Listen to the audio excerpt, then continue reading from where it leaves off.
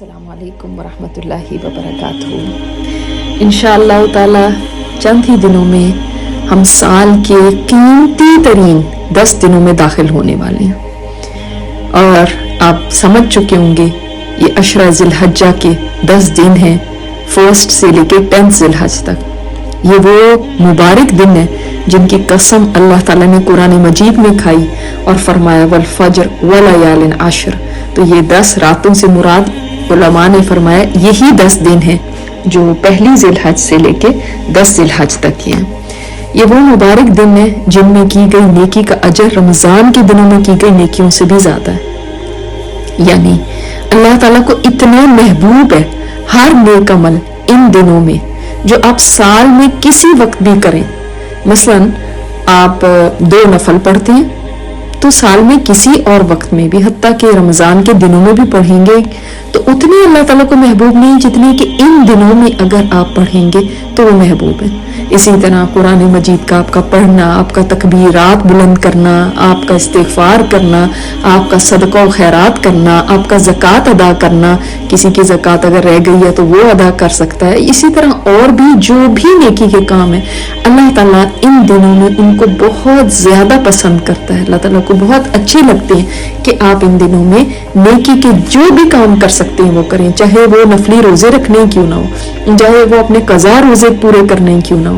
تو ان دنوں کے لیے اپنے لیے ضرور ٹارگٹ طے کیجئے کہ میں نے کیسے ان مبارک دنوں میں عبادت کرنی ہے، اپنا ٹائم ٹیبل بنائیے۔ اللہ تعالیٰ بڑا ہی قدردان ہے، اللہ تعالیٰ انسان کے وقت کا، اس کی نیکی کا بہت اجر و ثواب دینے والا ہے۔ ہمیشہ یہ سمجھیے کہ آپ کا معاملہ ایک بڑی شان والی سخی ذات کے ساتھ ہے جو جب عطا کرتا ہے تو اتنا نوازتا ہے کہ انسان کے جھولی بھی چھوٹی پڑ جائے۔ آپ کو ایک حدیث بتاتی ہوں، مسند احمد کی ہے اور مجھے بہت ہی پسند ہے کہ آپ صلی اللہ علیہ وسلم مدینہ میں ایک دفعہ تھے اپنے چند صحابہ کرام کے ساتھ، تو آپ کھڑے تھے تو دور سے ایک سوار کو دیکھا جو اپنی اونٹنی کو بہت ہی تیز رفتاری سے دوڑا کے لا رہا تھا۔ نبی علیہ الصلوۃ والسلام نے اس کی یہ تیزی دیکھی تو فرمایا لگتا ہے یہ شخص تمہارے ہی پاس آ رہا ہے۔ وہ قریب آیا تو آپ صلی اللہ علیہ وسلم نے اس سے سوال پوچھا، اے سوار تم کہاں سے آ رہے ہو، کس سے ملنے آ رہے ہو؟ اس نے علاقے کا نام بتانے کی بجائے کہا میں اپنا گھر بار چھوڑ کے آ رہا ہوں، تجارت چھوڑ کے آ رہا ہوں، اپنی قوم قبیلے کو چھوڑ کے آ رہا ہوں۔ فرمایا ان سب کو تم نے کیوں چھوڑا، کس کے لیے چھوڑا؟ عرض کرتا ہے میں اس شخصیت سے ملنا چاہتا ہوں جس کا نام محمد ہے، جو اللہ کے سچے رسول ہیں۔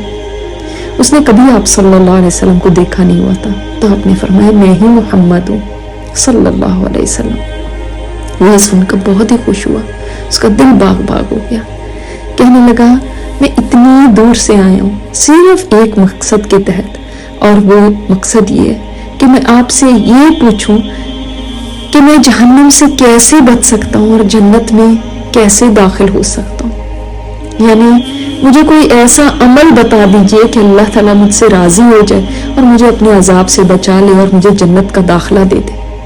اس کے لیے وہ اتنا سفر کر کے آیا تھا۔ تو آپ صلی اللہ علیہ وسلم نے اس کو ارکان 5 بتائے، توحید، رسالت، نماز، روزہ، زکوٰۃ، حج کی تعلیم دی۔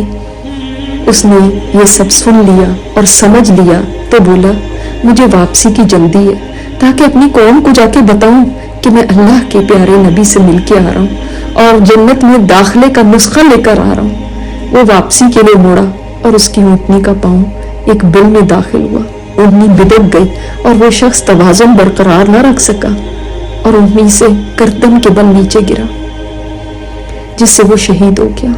آپ صلی اللہ علیہ وسلم نے فرمایا اس کو اٹھا کر میرے پاس لاؤ۔ صحابہ اٹھا کے لائے۔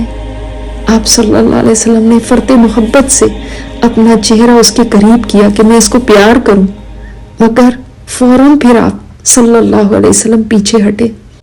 آپ صلی اللہ علیہ وسلم نے صحابہ سے پوچھا تم جانتے ہو کہ میں پیچھے کیوں ہٹا؟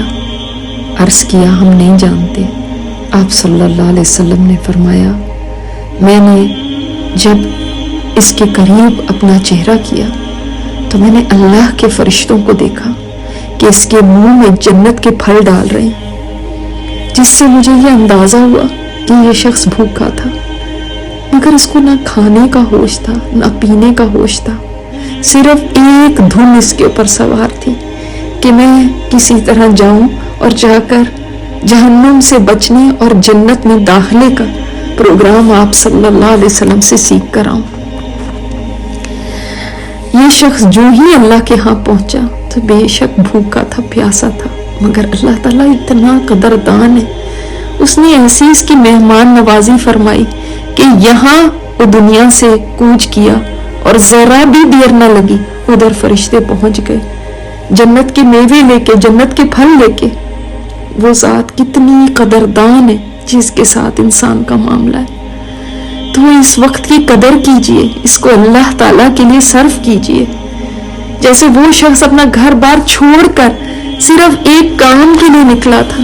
اللہ تعالیٰ نے کتنی قدردانی کی۔ آپ اپنے گھروں میں بیٹھے ہوئے اللہ کو راضی کرنے کا پروگرام آپ کے پاس موجود ہے، اس کی قدر کیجئے، اس کے اوپر عمل کیجئے۔ پتہ نہیں اللہ تعالیٰ چاہے تو ایک ایک آپ کے لمحے کو صدیوں پر پھیلا دے اجر کے لحاظ سے، اتنا اجر عطا فرمائے۔ وہ ایک ایک لمحے کا قدردان ہے، تو سستی نہ کیجیے۔ ابھی سے اپنے لیے یہ پروگرام طے کریں کہ کس طرح ہم نے ان 10 دنوں کو بہترین طور پہ استعمال کرنا ہے۔ اللہ تعالیٰ ہمیں اپنی اچھی عبادت کی توفیق عطا فرمائے۔ السلام علیکم ورحمۃ اللہ وبرکاتہ۔